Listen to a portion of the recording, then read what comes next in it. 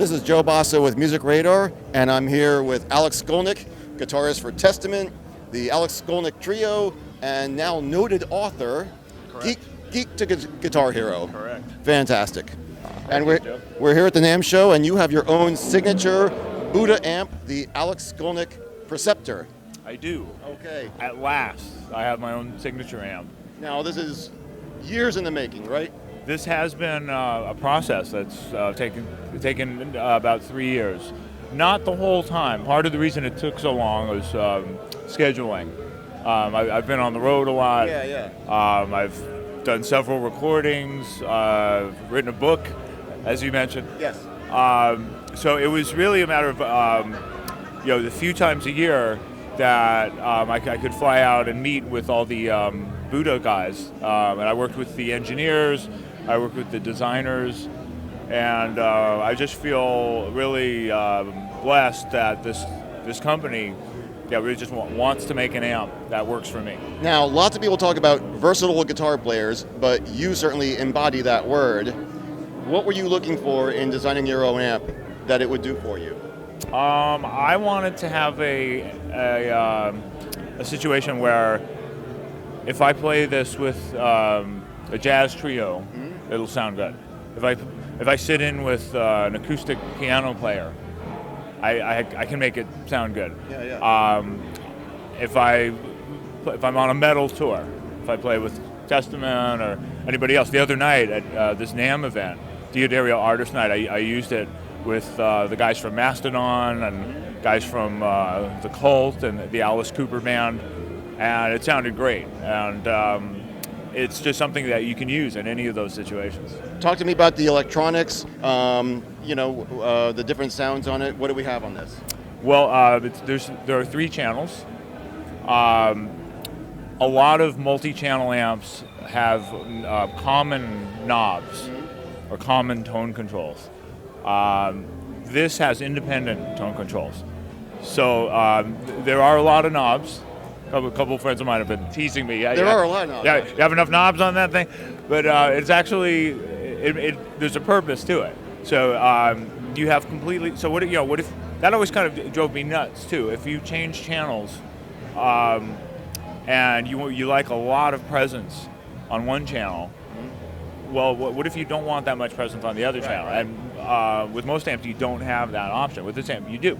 So you have an independent presence, you have independent resonance, you have independent effects loops. Right.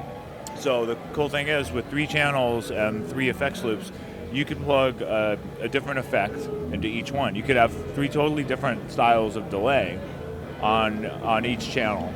Or you have a global option. You could have one effects loop if you're using delay or something, you want that on all 3 channels, so you can do that.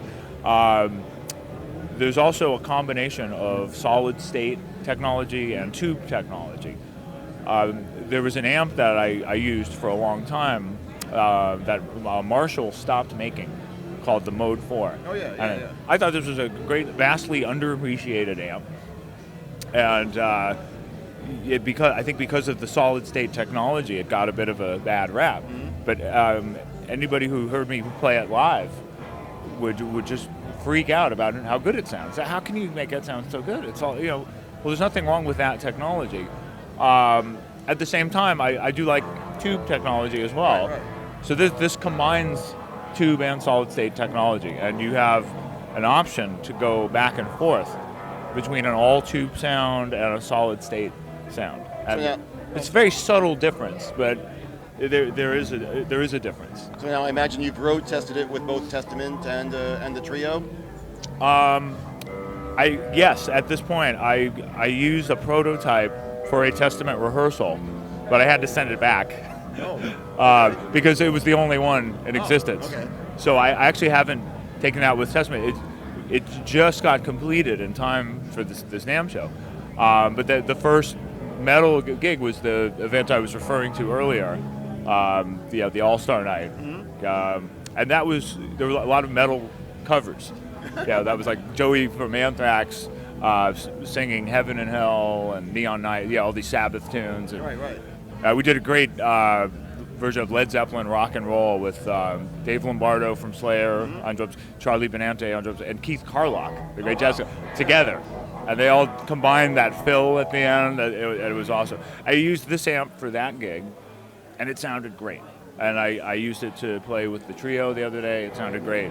I'm playing tonight again with the trio, and I'm excited to use it. So so far it's been great in all those situations. From jazz to metal, it does it all. And one of the biggest challenges when you're playing metal, the dynamic is so loud, especially when you have another guitar player. Right. Actually, the other night there were times where there were two guitar players on stage, but for that, I have this secret weapon, which is the master boost. Oh, okay. So whatever channel you're playing on, you have the option to just click on it and make it louder. It gives you just that little bit more.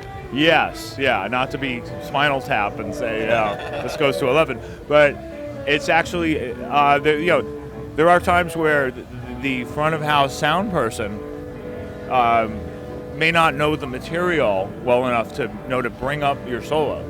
And I hear from audience members, I would hear about from audience members that didn't hear what I was playing. They said the solo played, but, well, we don't have that problem, because if people aren't hearing it, and I know, I tested out at soundcheck. I've got that boost, and then one other thing that we have is an over boost, and that's like having a distortion pedal built into the amp. So even on on a super overdrive channel on a normal amp, I'll always use an extra distortion pedal. The other day I was playing it. I brought my distortion pedal. I didn't need it. Because if I play on channel 3, which is the main overdrive, I don't need any extra overdrive.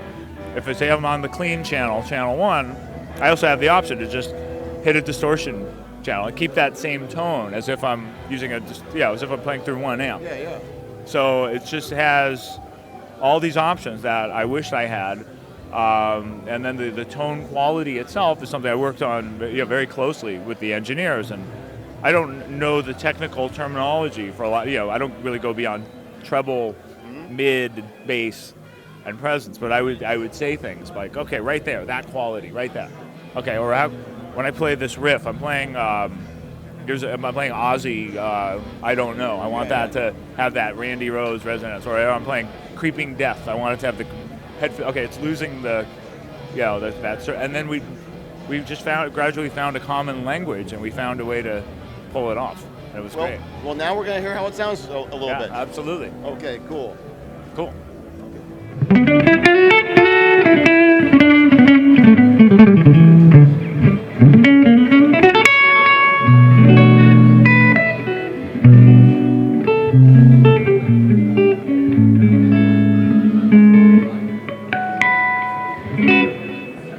Awesome.